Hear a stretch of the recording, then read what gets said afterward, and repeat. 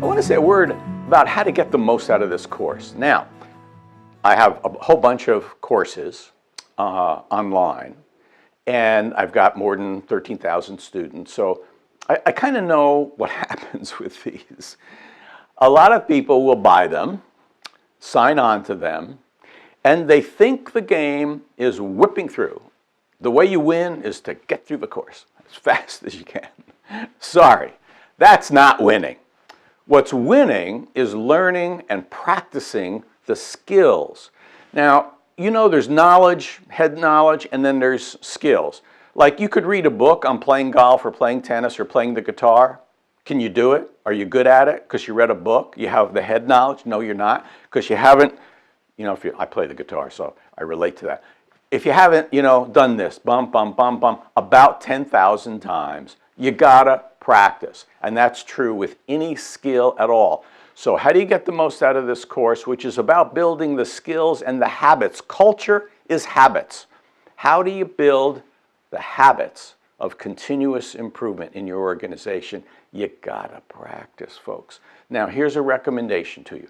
My recommendation is that you don't just go through this course alone, that you go through this course with some buddies, some peers, right? Some colleagues, call them whatever you want. I like to think of a study circle, which might be 4 or 5 colleagues in the organization, team members in the organization, and you all go through sections of the course together where you say, okay, this week we're going to watch these lectures and go through this section, and then there are activities. I'm going to give you assignments. I know, bummer, right? I'm going to give you assignments so you can practice, because practice is essential to learning the skills. And my recommendation is that you practice the skills, doing the assignments, and then you meet with your study circle, your team members, and you talk about how it went. You know why? Because you can learn things from your peers, and your peers can learn things from you.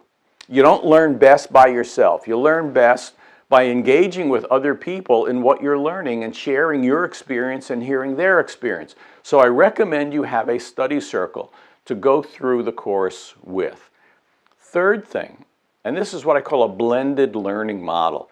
You're not just reading a book, you're not just watching videos, but you're doing stuff. I also recommend you have a coach. You say, well, why do I need a coach? Why does Tom Brady need a coach? Why does the best tennis player, the best golfer?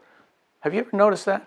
The best in every sport, in fact, the good in any sport, they have coaches. And it's not because they don't know what they're doing. They do know what they're doing. They're the best in the world at it. But they still have a coach. You know why? The reason they're the best is because they're engaged in continuous improvement. And a coach can give you feedback, can share ideas, can reflect on your experience and help you learn. So if I were the president of your company, I would set up a system where you're all going through this course, you're all having a study circle where you talk about it, and you all have a coach who can give you feedback. That's my recommendation of how you can get the most out of this course. Thanks.